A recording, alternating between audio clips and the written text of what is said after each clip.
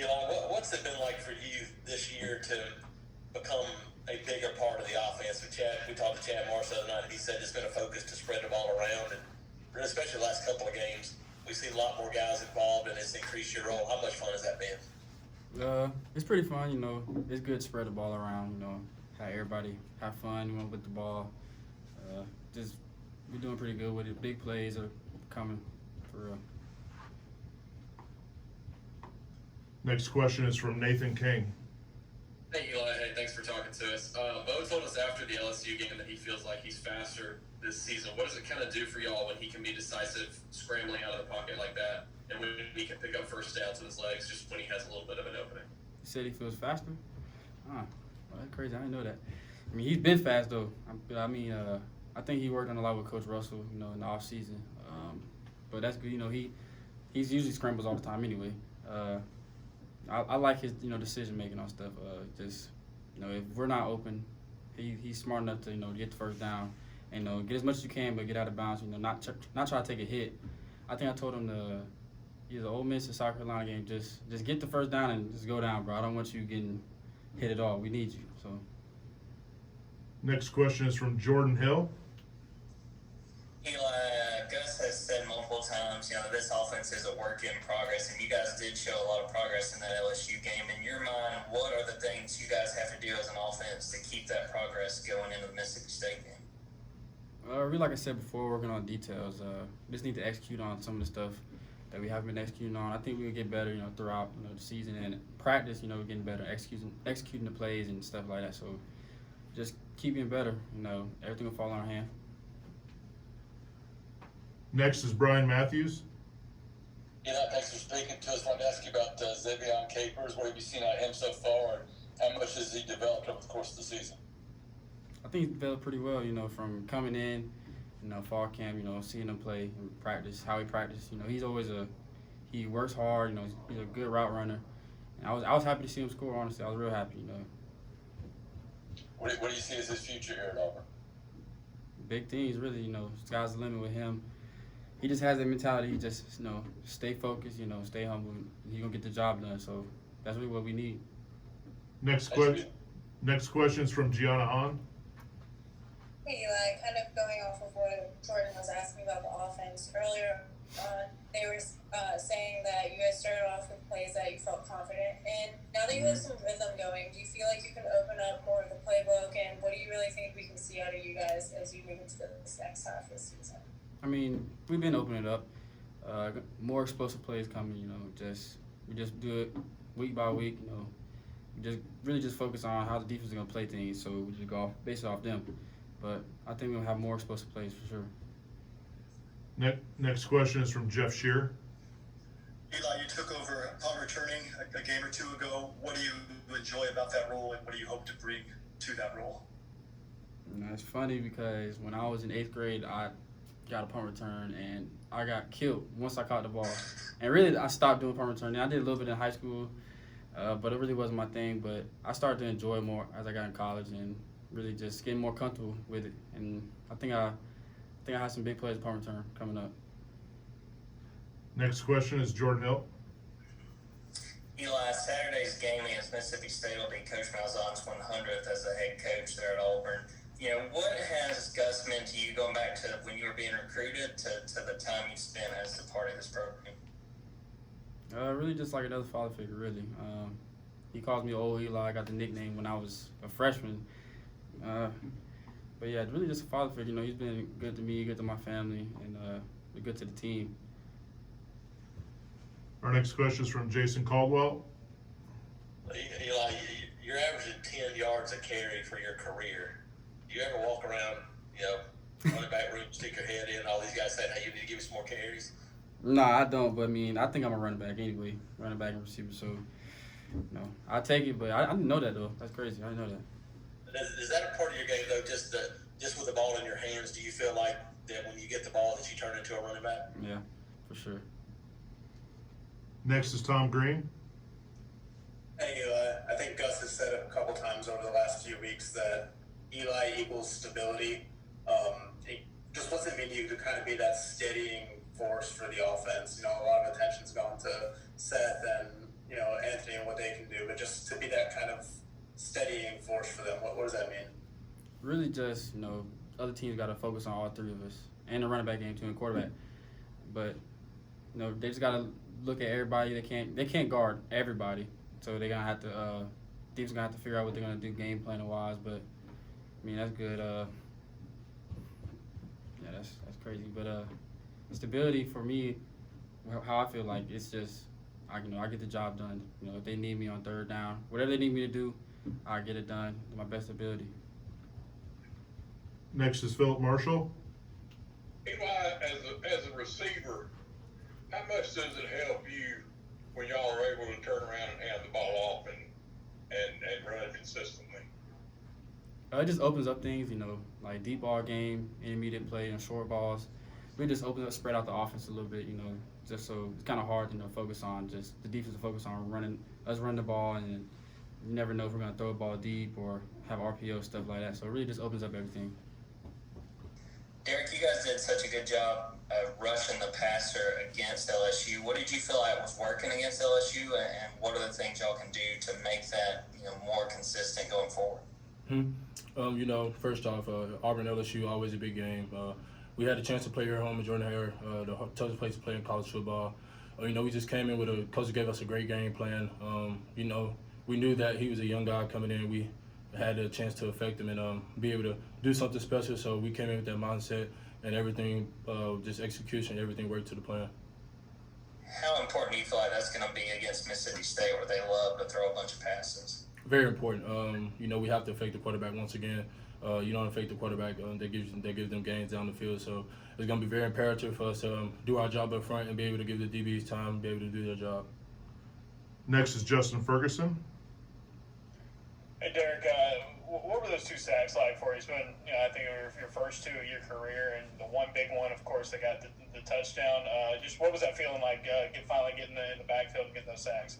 Oh man, it was great. It was a great feeling. Last year and beginning of this year, I've always had quarterback hurries, and I just knew it was due diligence to my team for me to be able to get home, be able to affect the quarterback in a way that everybody knows that the D-line can. We hear a lot. We heard it from Marlon last year and a couple of guys in the past, like what it takes to get from a guy who gets a ton of hurries to finally sacking the quarterback. What was it for you? What has it been for you that you've worked on to help you, get after and getting sacks more? Huge thing to really look at is snapping the ball, the key to snap. Get off is really huge, and just be able to work your hands and know where the quarterback is and not just rush above him. Know how deep he sets and know where he's going to end up and just be able to get home. Next is Tom Green. Hey, Derick, you and Colby obviously came in together. Just, what have you seen from him since he first got on campus to the player he is now, leading the SEC in tackles for loss, or, well, he was at least, going into the bye week? Right. Colby's a great player. He got redshirted last year, played in a couple games. He had a really good chance to develop. And we knew coming in this year that he had a great opportunity to help us. And like you said, he's the best guy in the SEC. In the country, in my opinion, getting targets for loss, and just being that key guy to help us contribute as a D-line unit, and he's very stepped up to that role. Next is Nathan King. Hey, Derick. Hey, thanks for talking to us. We talked to Kevin Steele last week, and he said that he felt like that was y'all's best game along the defensive line, just overall, starting with stopping LSU, running the ball. Well, in your opinion, how do you guys go forward the rest of the season and sustain that and be able to replicate those kind of games? Oh, yeah, man. Like Coach said, it was huge for us to be able to affect the passer. That was our best game. I believe they rushed for only 30-some yards. So we came into the game trying to set our jaw on not allowing a lot of rush yards. So, that was very tremendous for us to be able to do. And just sustaining that stability and be able to be a repeat offender of doing our job over and over again, week in, week out is huge. We got to come to practice and just be ready to play and execute the plan on Saturdays. Next is Gianna Hahn. So Stu, you also mentioned how Big Hat Bryant had hurt himself and he came back, but he was still kind of playing through it for a lot of these games. What do you think a week of rest can do for him, and do you expect to see him get more involved in the pass rush? Oh, yeah. Big Cat's going to be Big Cat. He's one of the premier pass rushers in the SEC. He's always just been that leader, be able to fight through pain, be able to fight through injuries, just to be there for us as D-line for leadership-wise. But, he's definitely going to be able to affect the passer better. He's healing up great, so, we're glad to have him back to 100% and just ready to play. Next is Brian Matthews. Hi, Derek. Wanted to ask you about what's it been like, for the first year and a half, not being able to get those sacks. Was that frustrating at all? And how much of a relief was it for you to finally get that one? It has its ups and downs. It gets pretty frustrating at times, but you come here for a reason. You come here to develop. You come here to get better. You come here for obviously your goal, and just being able to sustain and get better week in, week out. Trust the process, and Rodney Goins is the best in the business at what he does. So just being able to do that, and him trusting in his process and him developing me really got me to that point where I want to be. Thank you. Yes, sir. Next is Josh Vitale.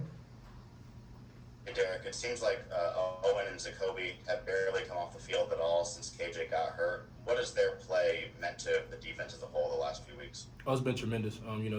They're two premier guys on our defensive unit.